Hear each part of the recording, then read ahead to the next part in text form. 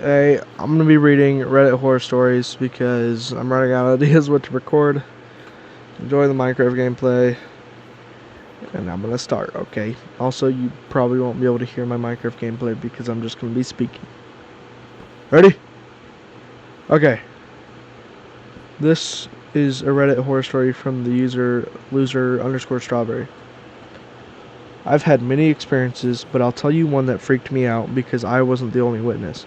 I was about 12 years old and I was talking with my dad in his room. My mom was in the closet with the lights off, but we could clearly see her folding clothes. Well, during me and my dad's conversation, he had asked my mom something, but to no reply. He eventually got to the point where he started to yell. I got up and stepped into the closet, but then I heard my mom walk into the room and ask why he was yelling her name. I looked at her and she had a towel wrapped around her. I quickly looked back into the closet and saw nothing.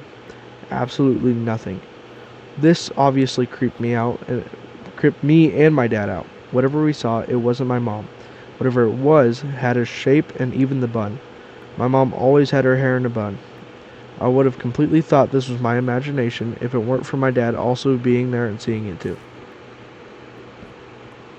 These are like short stories, okay. Here's another one by Killer Q13P. It happened when I was 11. I was a bit of a problem child then and had a habit of staying up at night. One night, I was sitting in my room. My room is located so that if you open the door to my room, you can see a long corridor in our house directly from it. This corridor is so long that no light enters it at night. And so I'm sitting in my room and drawing something in the album. At some point, I turn to the door and see something standing in the corridor, similar in height to a child of 8 to 9 years old. And this something was on this long red bag. At first, I did not understand what I had just seen. I began to blink, rub my eyes, do everything to unsee it, but it didn't go away. And then the thought, what if it doesn't seem to you at all, flashed through my head. I had no idea what to do. I just turned to the table and tried not to think that this something was actually right outside my door. I did not hear any strange sounds, only the sound of my heartbeat. At some point, I heard steps somewhere far away in the corridor. I did not dare to turn around. It turned out that my mother woke up. She came to my room and scolded me for not sleeping. I've never seen anything like it. I still don't know what it was.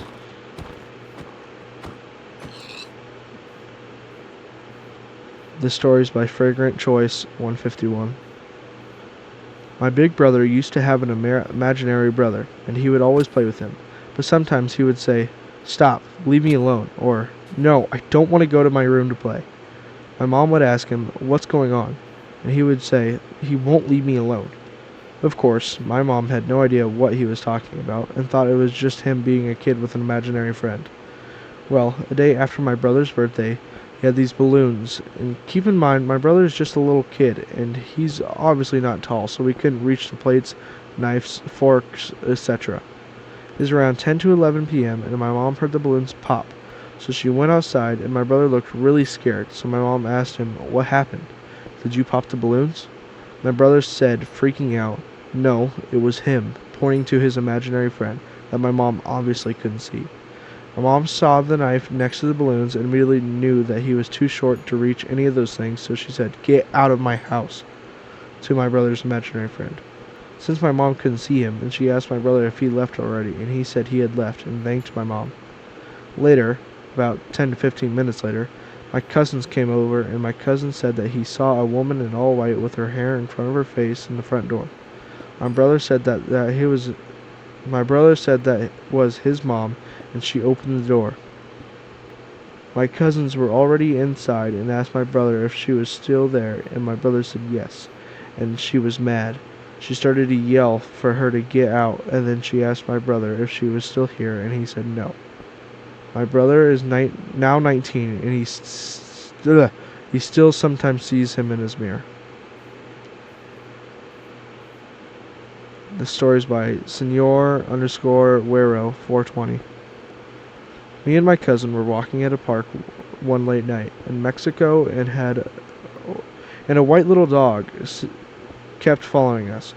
But this dog looked a little weird and its back was all humped. But anyways, we were walking to our house, the dog just following us, and every time we turned around, it gave us this creepy stare. By the time we got home, we looked back and the dog wasn't there. So we just never thought of it as weird until we turned on the TV. And when we had a little windmill on our roof so we could see the sky, so like a skylight. And when we looked up, the dog was just staring at us and started scratching at the window really aggressively. So my cousin went to get his bat as I stood there watching him scratch at the window. He looked a bit off and edgy, as if someone was in his skin. But by the time my cousin got back, he was just staring, so we went up there. It was only a ladder, so there was no way he got up there. He wasn't there except to smell like a dead body. Later, some dog that looked like the same dog from last night was found dead with the stomach cut open. Thank God we moved. The story's by Avon_Lee. I have a lot of scary stories to tell that have happened to me and my family, but for now I can tell one that has been on my mind since it happened. That happened to my aunt. For a little context, my Aunt Kim claims she has a hex. My Aunt Kim, her youngest daughter Lily, were home alone sleeping in their rooms. My aunt's room is at the end of the hallway. She woke up in the middle of the night to get a glass of water. She made it halfway through the living room when she looked up and saw a pale lady with a blue dress and a distorted face standing in the doorway to the kitchen pointing at her. My aunt blacked out, and when she tuned back in or woke up, she was sitting in her car in the middle of the train tracks. When she realized where she was and looked at the time, it was 3 a.m. She called her friend in tears. Her friend managed to calm her down and asked where Lily was, if she was with her in the car. Lily wasn't in the car. She was in the house alone. When my aunt went back to the house, she realized she left the front door open. She went into the house and saw Lily on the couch. Apparently, Lily woke up and tried to get her attention as she was leaving the house, but my aunt didn't acknowledge her. They got their things and spent the rest of the week at my other aunt's house. The story's by Annie M. Pimps. I'm a married man, male, 32, and my wife, female, 31. Let's call her Bree. We've met when we were teens at high school. I was the usual bully that everyone wanted to punch its guts. I would hit kids and make fun of them for no reason. I regret a lot. My wife was more concerned with studies, would speak up to every asshole that talked shit about her. In my young eyes back then, the perfect victim. Until one day, at math class, I was 100% sure I knew the answer. But then Bree spoke up. She humiliated me with words, saying the right answers that were the complete opposite of mine. I was angry, with everyone laughing at me. She was praised, but I went quiet. After that, one day, I was getting to school late, until she bumped into me, panicking, her eyes wide and looking everywhere as if she was trying to find out where she was. I raised an eyebrow and asked what happened. She didn't know it was me, panicking, saying she was in the library when everything started to melt. Looking into her pupils, I noticed she was drugged, badly drugged.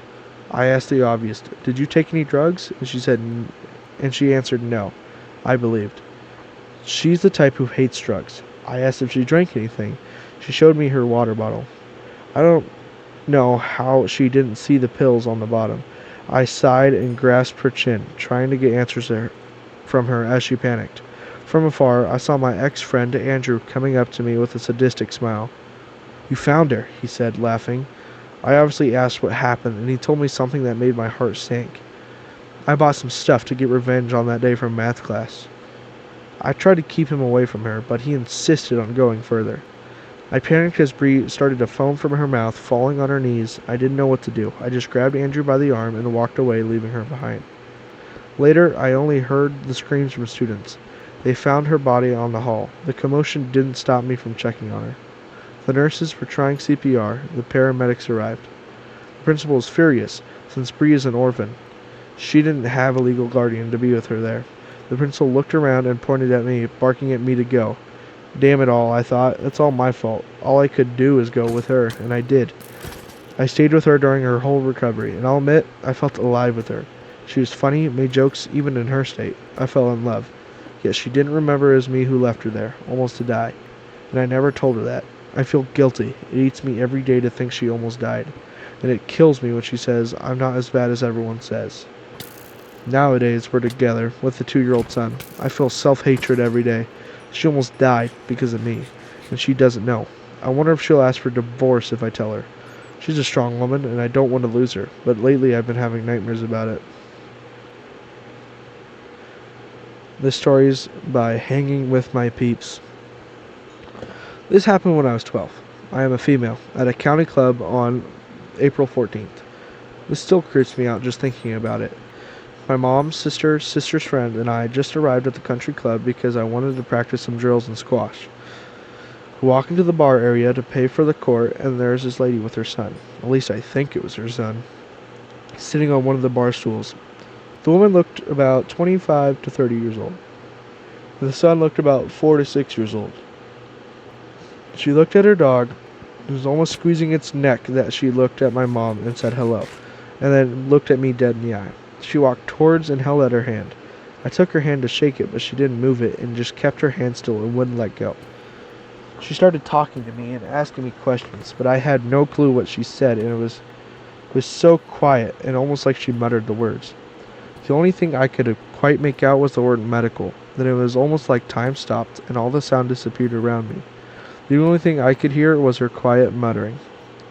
I told my mom I was going to the squash courts, but as I walked a few steps out of the doorway, I felt these eyes watching me. My back was facing the doorway. I turned around and saw her watching me from inside the bar. After that, I didn't feel safe enough to go to the squash courts alone, so I walked back to my mom and waited for her to finish paying. Fast forward to when I'm done playing squash, and I played with my friend a bit. When I finished playing with my friend, she went to go, but to put her squash things away on the court next door. When I went to my friend, we were the only ones at the squash court, but my mom was walking inside. She was by the stands closing her squash bag. I saw the lady standing there by the side of the stands watching her. She muttered something, but we both didn't hear what. She left the squash court when my mom got there and disappeared. I walked my friend to her parents, and I quickly walked back to my mom. But it's weird because I cannot get a good picture of her in my head, even though she almost stared into my soul. I just cannot remember what she looks like, and I had a pain in my head. We have never seen her since, and we still wonder what she might have done if I left my friend by herself. Has anyone had a similar experience? This story is by +hand4182. At the time, I was, I think, 7, maybe 8, and I was hanging out with my best friend. In my house, we had the most awesome basement where we'd always hang out. One time, me and my best friend were home alone when we were hanging out. We opened the basement door and walked down the stairs to the basement. In the past, we always said we could hear strange noises from the cellar underneath the basement stairs. It always scared us, but we never thought anything of it. Anyway, we were just playing in the basement home alone when we heard the noise again. It sounded like a man's voice or something. We were so freaked out, especially since we were home alone. We eventually got up enough courage to open the cellar door and see if anything was there. Nothing was there, so we wiped it off and continued playing. Soon after, we heard it again. Now we were really scared. I told my best friend I would get out my iPad and record, see if anything was there, you know?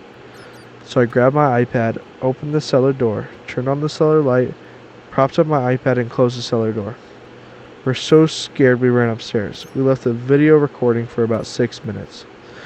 We were scared, but we came back downstairs and opened the cellar door and turned off the video. Scared out of our minds, my best friend and I sat down and watched the video. The video looked normal for about 15 seconds until you could hear us walking up the stairs, leaving the basement. When the video just went black, completely black. The rest of the video was black all the way until you could hear us walking back down the basement stairs when the vid went back to normal. It wasn't like the light went out, but something covered the camera. It was especially weird because nothing was in the way of the iPad. I'm still weirded out to this day. The story is by Classic Chef 4789. I recently started working for a carpentry business. I'm fresh out of high school, so I'm pretty much brand new to this type of work. One early morning, my boss had called me and told me to make my way over to one of the job sites we were at. Once I got there, he directed on me on what to do, and he was on his way. I was the only one at this specific house due to us being understaffed, only 6 of us. Once he left, I took off my shoes and began walking down the steps when I heard what I sounded like panting in the basement. I figured the family just had a pet somewhere down here, so I continued walking down the stairs. I got into the room that was unfinished and had all of our equipment, and began cleaning buckets from mud when I heard a bark. Not just an ordinary bark. It sounded like a grown man imitating a bark, so I instantly assumed it was my boss who forgot something and was trying to scare me. I dropped my stuff and walked to the door and yelled his name to see if he was here. No reply. I was kind of getting a little creeped out, so I decided to leave the room I was in to make my way upstairs. But before I could, I heard that barking noise again, coming from somewhere down in the basement. I went and checked one of the rooms down there, and when I seen that source of the noise, I got so scared. The way the eyes looked made me feel so uneasy. It was so uncanny the way the dog looked. It was a very large dog, almost like a grown man was hiding inside of a dog's skin. My eyes started watering up, and I had chills everywhere. My blood still runs cold thinking about it. This story is by fit_unit_7867. This just happened, so bear with me here. So for the past few weeks, my outside dog, who's the sweetest dog ever and wouldn't hurt a fly, hasn't been wanting to go sleep at night and has been barking all night. Every night. For context, he happily goes into a big spacious crate filled with his blankets, and this is an AC controlled environment. Anyways, as I said, he has been refusing to go in and just sits and barks at stuff and roams around the property barking is something that's been entering my property religiously for the same amount of time that he has been refusing to go to sleep. I've always just deduced that it was a coyote or something is messing around in the yard, and this was my running theory until last night. So, rewind to last night. I exit my back door like usual to try and get him into the crate, and he refuses. So I figured he just doesn't want to since it's summer and the weather is nice. I returned inside, and not even 3 hours later, I was woken up by him barking and growling up a storm. So I tiredly put on my sandals and went outside, and he's in the backyard barking at something. I proceed to yell his name, and he comes running, but something proceeds to make a garbled noise and run away. He comes running to me and sits at my feet, but when I try to take him to his crate, he gets in between my legs and refuses to let me go any further. This dog is heavy and strong, by the way, so he easily overpowers me. So I proceeded to get back inside and lock up to go to sleep again for the night. I woke up at approximately 8:30 a.m. and went outside to get my dog's food for the morning, along with a fresh bowl of water.